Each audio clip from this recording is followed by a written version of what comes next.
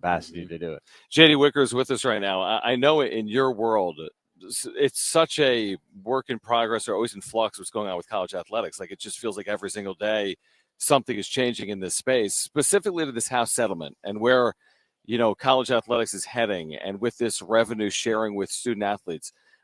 Do we know where that ultimately lands, or what impact it has on San Diego State specifically, or what that looks like in 2025? Or is that still to be figured out? Well, I think everyone is moving forward under the assumption that House is going to happen. And then certain parts of House are, the NCAA or rules that the NCAA is going to pass, such as, roster caps and unlimited scholarships and some things like that. I think that happens. But, an NIL is not going anywhere. Obviously that's something that we've got to continue to invest in, as we look at our football season. Obviously we all want it to be better.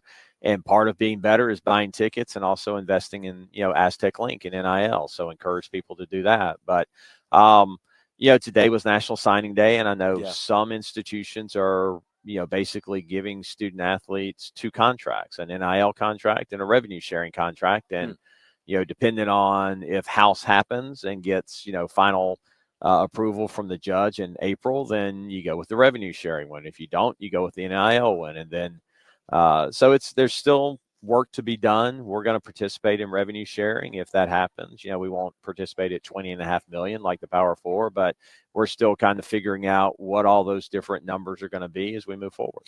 To follow up on that, will that be different throughout the course of a league? As in, members of the future Pac-12 conference, might one school share revenue at X number of dollars, another school share at Y, and is that the same, I guess, in the Power Four as well? Yeah, it's permissive. It'll be permissive for you to opt in. Well, if you're in the Power Four, you have to opt in, but you don't actually have to share revenue. Now, everybody will. They'll go in at 20.5, and then, everybody below that group of 5 will look at it, and it's, how much money can you generate still running your athletic department appropriately and doing all the things that you need to do, and then what are you going to put towards revenue sharing that, you're going to have to do in some way, shape, or form to stay competitive. JD, a big topic of late has been, this is my question about Snapdragon Stadium and the field conditions at Snapdragon Stadium. I know after the last football game, there was plans, or there have been plans to resod or redo some of the field. Can you give us an update on the conditions of the field at Snapdragon Stadium and what's, going to be done here in the future to make sure that we don't have another situation like we did with the San Diego Wave? Yeah, we've resodded. The field was safe and playable. Was it ideal? No. I mean, I was watching the Chiefs game this weekend and they were complaining about the field conditions. I was watching another NFL game and watching sand get kicked up everywhere because they had top dressed the field. Ohio State and Penn State, guys slipping because it's a bluegrass type of field on cuts. So, we're learning. We're 2.5 years into this process. Our field crew does an amazing job. The field has been, great throughout this. We just got to a point where it was an overuse situation. Our first 2 weekends, we played home football games and then had an NWSL match the next day, which isn't good for the field. So we've remedied that. We won't allow that to happen going forward in the future. Regular season, if you have an Aztec football game, you will not have another event Friday or Sunday. If we get into playoffs and they have a playoff match the next day after an Aztec football game, that'll be something different. So we're working with our sod farm. We've got a sod farm where I think we've got 7 or 8 acres of grass that we're growing at all times.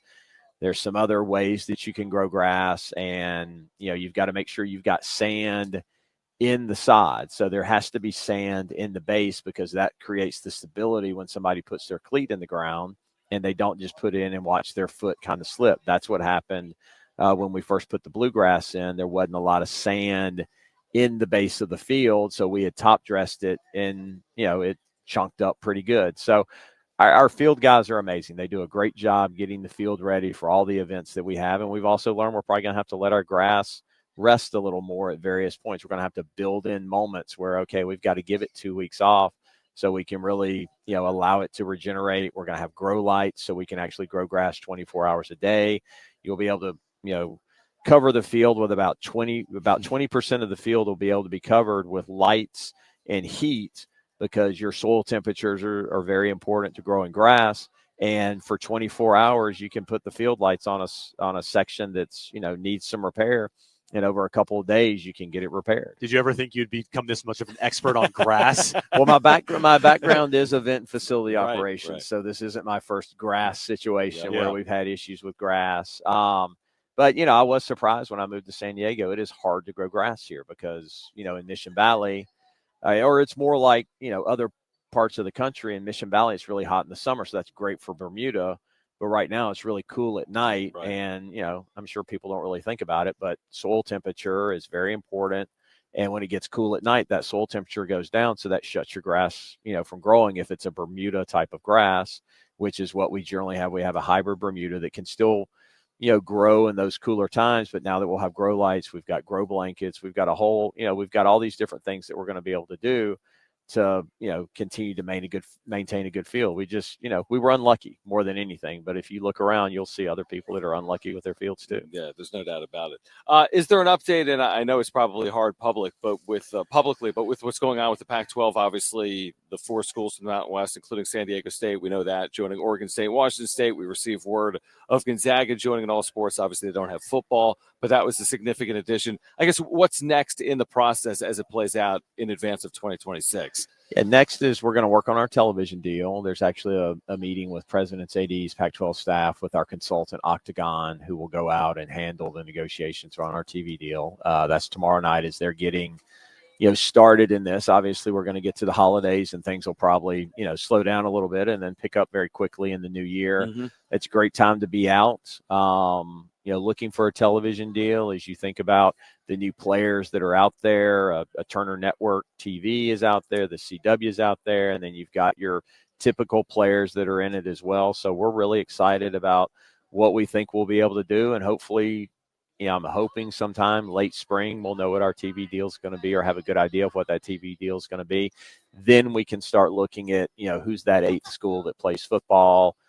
My personal preference is 9 schools that play football, 10 that play basketball. So you can have 8 football conference games and then a round robin in basketball that gets you 18 conference games. Now, I don't think we've talked to you since the announcement of Gonzaga, but just in your opinion, I mean, how huge is that to have Gonzaga part of the new Pac-12 and be, a basketball program in there? Yeah, it's huge. They're such a national brand. They're so well known. And I can't remember who I had I feel like I can't remember who I had the conversation with on air, but basketball revenue is huge to us. You look at this point recently. I mean, you look at a Tennessee and Alabama, Ohio State, and all that. They're generating $100 million or more on football.